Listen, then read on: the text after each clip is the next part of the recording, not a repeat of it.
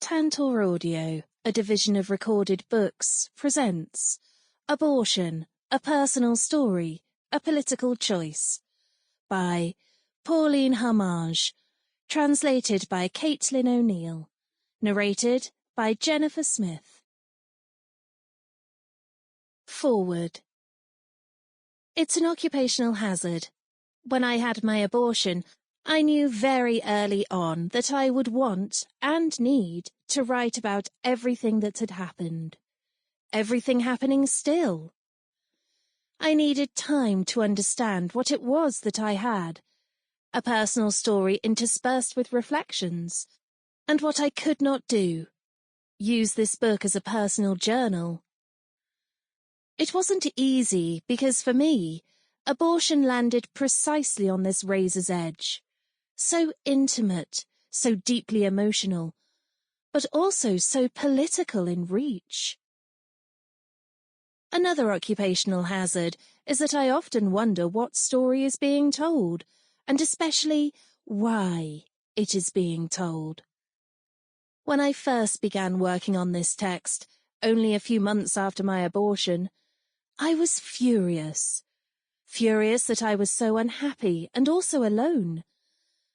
I thought that my loneliness was due to a singularity of situation, that no one else had ever experienced what I was experiencing, and that there wasn't room for my experience.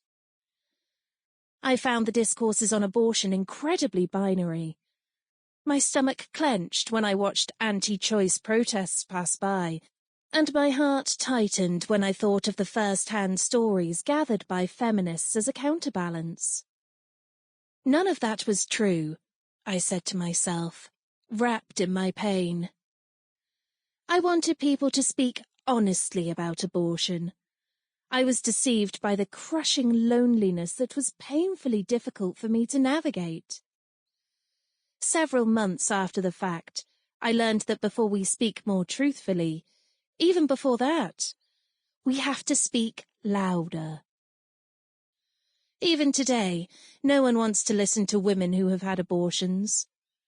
What happens in our bodies and in our minds when we choose to no longer be pregnant is still too distasteful, too sordid, and too shameful. They'd rather we just shut up. But it's no longer fashionable to tell women to shut up. So if it's truly necessary for us to open our mouths, then they'll allow us to speak quietly, eyes locked on the ground, and without going into too much detail, if you'd be so kind. I was a feminist before my abortion. When I wasn't healing, emotionally, from the pain of the abortion, but I nevertheless felt obligated to tell everyone, "I'm fine, thanks." It took a while for me to identify what was underlying my response. I wasn't fine. But you don't say that, miserable woman. You don't say, in a world where so many women can't freely access abortions, in a world where at any given moment we know that this right can be taken from us, that you've had an abortion and, frankly, it wasn't great. I confused my loyalty to feminism, which had given me so much, and which suddenly felt so limiting under the circumstances, with what was really at play. The silence imposed on women who do what they want. When I said, "I'm fine," when I actually wanted to cry, it wasn't my feminism that was betraying me. It was the law of silence that perpetrates taboo. I didn't want to give those awful people even one more drop of fuel to add to their fire. I wanted to be worthy of this right that was so hard won and which is constantly being dragged back up for debate. It took some time for me to understand that it wasn't feminism that was causing me to act like this. It's not that I was being told to be fine. It's that I was heeding the patriarchal command to fit inside a single box and not venture outside it. Because with abortion, like so many other subjects of debate that largely affect oppressed minorities, There is no room for complexity. How better to honour the women who have fought for abortion rights, those who are still fighting around the world, those who have suffered from its illegality, those who still suffer from its limitations, than to continue to talk about it. I'm a feminist, but I have never had to fight for my right to access abortion. So, I grew up naively, I believe, thinking that here in France, at least, it was almost a non-subject. A right like any other. A mundane procedure barely worthy of notice. In fact, it's the opposite. It's still a subject that sparks incomprehension, hate, and loneliness. I'm writing my story to combat this loneliness, to join the chorus of voices speaking up about abortion. I'm writing for the young woman I was when I typed "personal abortion story" into the internet search engine, and for the one who will do the same thing today. Who will, like I did, land on a disguised, anti-choice propaganda website before finally accessing information that is objective, medically informed, and honest. I've spent so much time talking about my abortion to other women, head held high. So much time recognizing my sisters in this life experience. I'm writing this to say everything that the burden of taboo prevented me from understanding earlier, slowing my healing process, to bring us closer to the light. Introduction. It was a beautiful December day, and we were returning home from a weekend with friends. When we checked the mail, there was an announcement. The senders of the news were people I loved dearly, even though we don't often see them. We had shared commonalities that I appreciated. They also got married without caring too much about tradition. They also loved Stephen King, Lego, and Arctic monkeys. Family, you know? This was my first time receiving an announcement like this, proof that, get ready, I was entering the period of life when people my age were having children. Because here was our warning. In 7 months, there would be a brand new baby on this planet. My belly made the calculations before my head did. I gasped, got dizzy. It could have been me. At the same moment, give or take a few days, it could have been me, my baby bump, and my baby. But it was not me, because more than a month earlier, I'd had my abortion. 2 years later, I recalculated with my head this time. I'd been completely mistaken, more than 6 weeks off. That pregnancy had never mirrored mine. When my husband's back was turned, seized with rage and jealousy, I threw the announcement in the trash. Several months later, he asked me where that glittery card was containing its good news. I looked him straight in the eye and told him, feigning innocence, I don't know, maybe it got lost, or thrown out accidentally. It happens. I preferred to lie to him than acknowledge my action, so childish and cruel, of throwing that happiness in the trash. The shame. Time passed, and I got really good at evading. I avoided encounters with friends who were pregnant, and that's how I began to realize they were truly everywhere. I'd already cancelled one date with a university friend who was expecting a baby, but that one was understandable. I was still bleeding from the after effects of the abortion.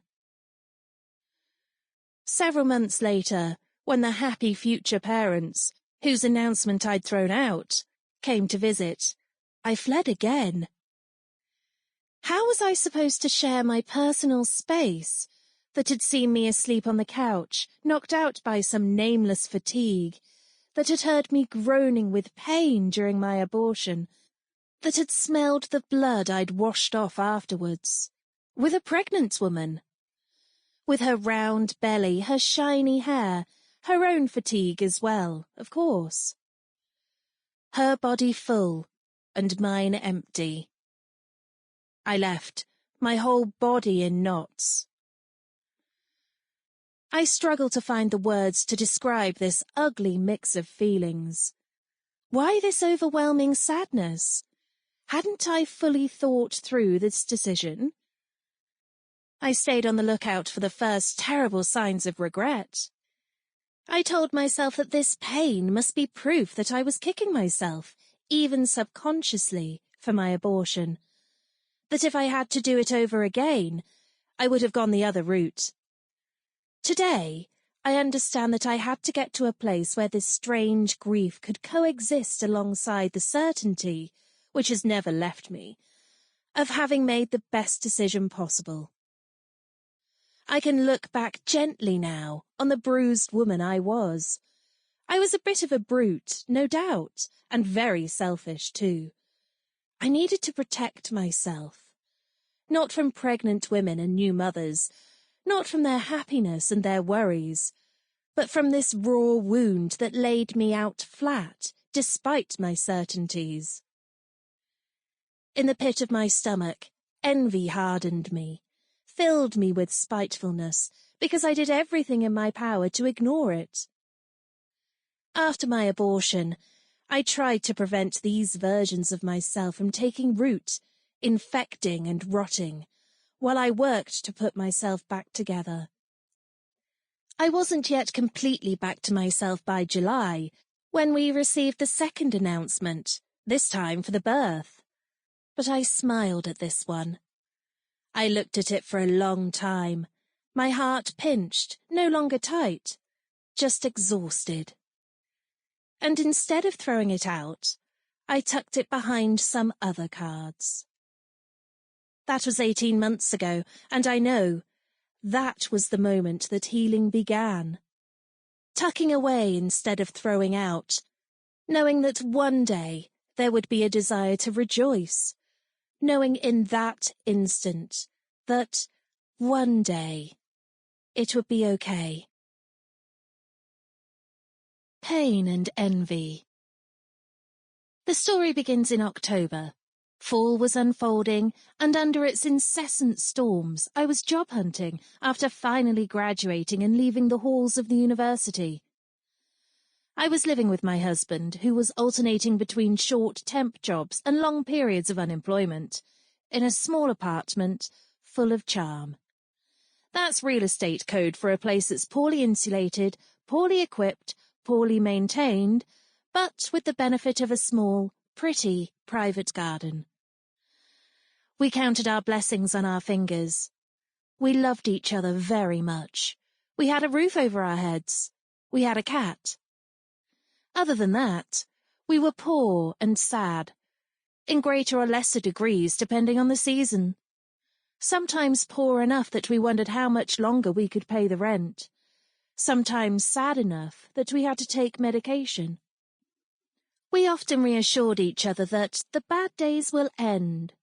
All our dreams were packed into these 5 small words. Real adults, I told myself, have goals and 5-year plans to achieve them. We only allowed ourselves dreams, punctuated by uncertainty. One failure to acknowledge from that time is that as the offspring of 2 upper-middle-class professionals, I should have continued to climb the social ladder, and I should have been sufficiently well off for the question of money to only be rhetorical. But in France, things have been stagnating for the last 20 or 30 years, and the lies of living in a meritocracy are no longer believable. For the young adults of my generation, disillusionment spills out over every lunchtime chat. From those who've never had a shot at the famous equal opportunity, and others who've never had the privilege of accessing many of the opportunities to even maintain, much less improve, their social position. All in all, so many of us have been hung out to dry. At the age I was then, my mother already had a full-time job, a car, a line of credit, a house, and a child on the way. The exact opposite of my reality. At the time, I was stuck in a studio apartment that I couldn't leave because my situation had become even worse since we'd moved in. I was, admittedly, partially responsible for this failure. I was slow to finish my degree, and then once I did, I wasn't very diligent in my job hunt. I was picky because I don't care much for capitalism, or productivity, or rate of return, or getting up in the morning. I liked to write, which at that moment of my life I didn't even dare admit to myself, didn't even entertain it as a life choice. So I dragged my feet on getting a job. That doesn't help with poverty. I can tell myself all I want, because it's what I believe, that today's system of labour is violent and alienating, but that doesn't make me any less poor or discontent living in it. Only, barely, more in control. So there I was, in my third month of fruitless job searching, struggling to pay my share of the bills, when suddenly, in the middle of general fatigue, sore breasts, and a wickedly bad mood, my phone pinged. It was my period tracking app telling me, "Your period is late." I was already aware because I'm as regular as a clock. 31 days, 32 tops. I'd like to say that a part of me already knew the truth, because that would be a little mystical and very modern witch. The truth of it, though, is that the symptoms of early pregnancy can be exactly the same as those of PMS. Days 3 and 4 of being late, I rationalised. Tired and depressed, naturally, between unemployment and my period coming, since I didn't have much of anything to do. I began taking early afternoon naps. I'm used to my breasts swelling and becoming hard and tender, and having to apply anti-inflammatory cream to them in order to sleep. I felt queasy, and told myself, like everyone I talked to about it, that my period had to be coming. I had an IUD, damn it! Day 5, though, permanent doubt settled in. What if I was pregnant? No, not me. I'd done everything to prevent it. Well, I liked to tell myself I did everything to prevent it, when, in reality, I'd just had a tea made out of plastic and copper placed inside me, so I could have sex without having to think about it. The penis in question would have had to stay far away from my vagina in order for me to have done everything to avoid it. A little voice jeered inside me. Sucks to be you. I didn't know yet, in that moment, that 72% of abortions in France are performed on women who were using contraception when they got pregnant. That I wasn't alone in being unlucky. That there were, in fact, thousands, millions of us. 2 more days passed, and my period still hadn't arrived. I decided to do a test that Monday morning, at the end of a feverish week of waiting. The night before, I'd placed the little cardboard box next to the toilet. Exhausted, I went back over the signs, again and again. Tender breasts, fatigue, and the blood that just wouldn't come. I still wanted to sleep, but there was no way I was doing the test alone after my husband left for work. So, as soon as the alarm rang, I got up, soaked the stick in the morning's first urine, and set it face down before starting the timer.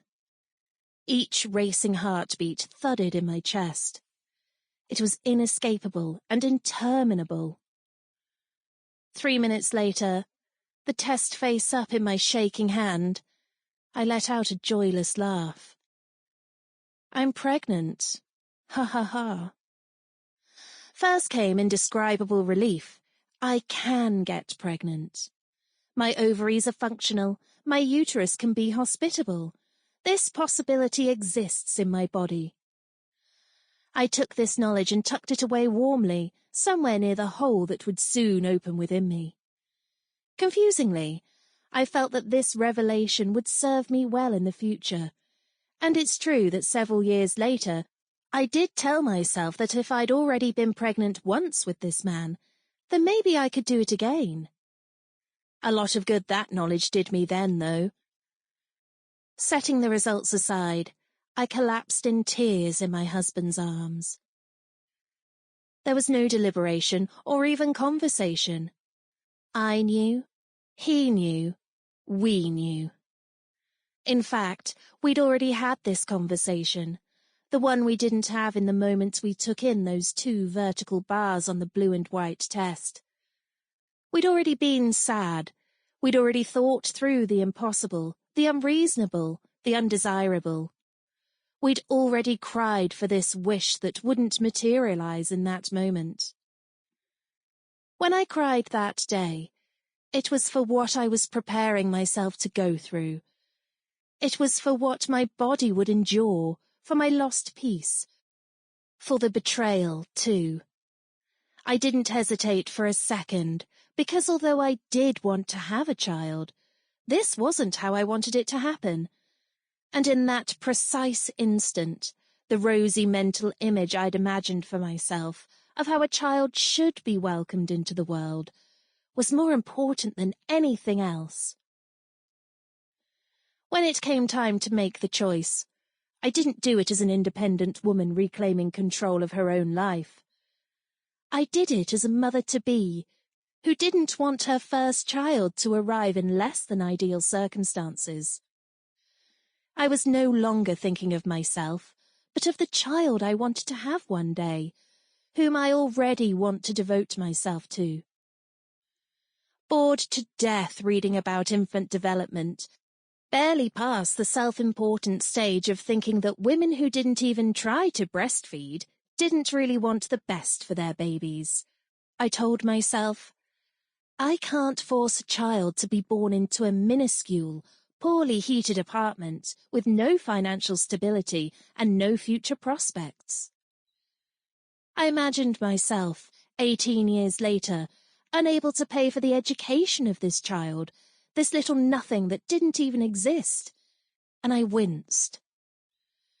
I wondered how the stress of a precarious pregnancy can impact on a fetus that hadn't asked for any of this. I thought about cortisol levels, about the placenta, about the cigarettes I smoked when things weren't going well. None of it was possible. It wasn't what I'd imagined. This wasn't what I wanted. This wasn't how I dreamed of becoming a mother. My dream as a person, as a woman, the life that I wanted for myself. It's only later that I would come to think of all of this. Where did I get this strange idea that the future of a hypothetical child is more important than my own well-being? For that, it's necessary to consider again this maternal desire that's difficult to fully understand. I was a responsible little girl. I took care of my stuffed animals and my books. I rocked my dolls, walked them in a miniature stroller. I loved pretending to be a shopkeeper or schoolteacher. I loved taking care. In doing so, I adopted all of the desired feminine attributes, and I wore them proudly. When my baby cousin was born, when I was nearly 11 years old, I wanted to be her godmother. I wanted that title like a reward. Yes, we noticed that you were more mature than other children your age, and that you would make a perfect little mother. A year later, my baby brothers were born, surprise twins. Unintentionally, due to a mix of family upheaval, my mother's postpartum depression, and the gender-normative socialization that I'd already adopted so eagerly, I found myself taking care of these babies in a manner that was completely inappropriate for a big sister, who was herself still a child. I started developing my childcare skills very early, and I had a talent for it. Changing nappies, giving baths, comforting nighttime tears, feeding, picking up the dummy non-stop, trying to convince my young charges that the dummy was no longer needed, feeling a love so strong it overflowed. All that I've known how to do for a long time. When I was nearly a grown woman, it was no longer even a question for me. Of course I wanted to be a mother.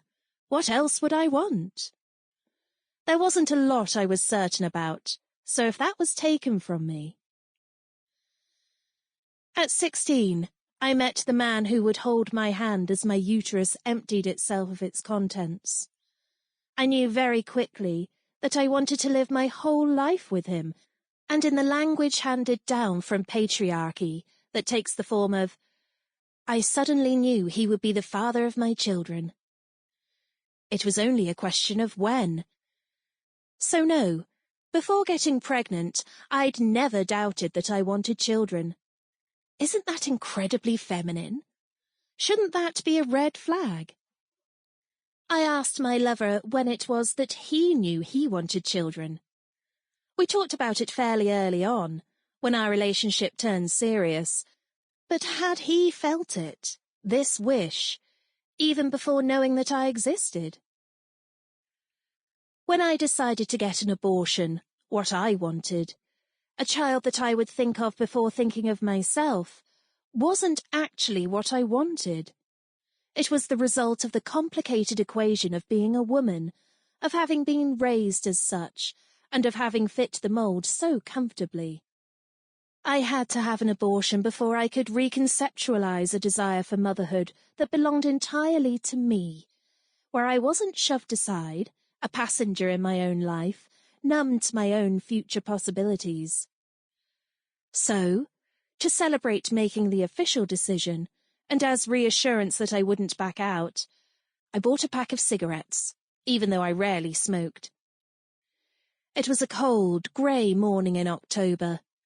A stiff wind was blowing, and my fingers, already turning blue, tightened around the tiny cup of coffee that I'd ordered at the corner bar where I'd bought the first of what would be a long series of cigarette packets. I needed them to keep going. Wrapped in my shapeless sweater, my hair in my eyes, I couldn't stop shaking. It took 1,000 texts to my sister, my closest girlfriends, notes in my phone, and 2 cigarettes smoked like that on the sidewalk, staring at nothing, for me to absorb that this was happening to me. When I called the doctor, I said, "It's sort of urgent. I'm pregnant and I want an abortion."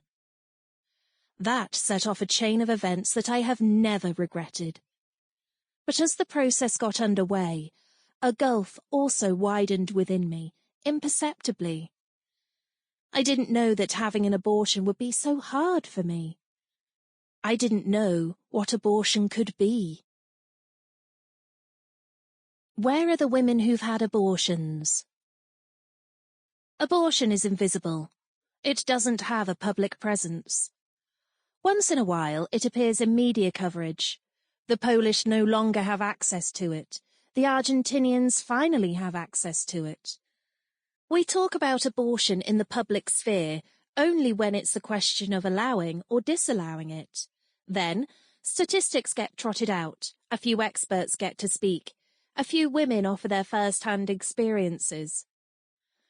During that media frenzy, there's a lot of noise, and we hear from just as many people who defend the right to free abortions without shame as we do from people who stigmatize women who have chosen to have abortions. It's not for feminists' lack of trying to bring the subject more to light, but it hasn't gained a foothold. Of course, there are exceptions that confirm the rule, cultural objects that raise the question.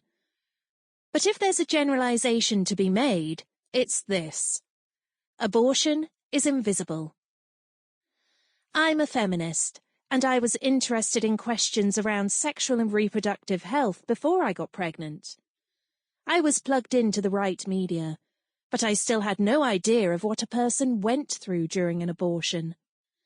I had the information, I had the political knowledge, but I didn't have access to first-hand stories or a way of identifying with them. Maybe it's because I write stories for a living, but I believe that the stories we tell are political, both in their content and their form. In January 2019, Netflix... Sample complete. Ready to continue?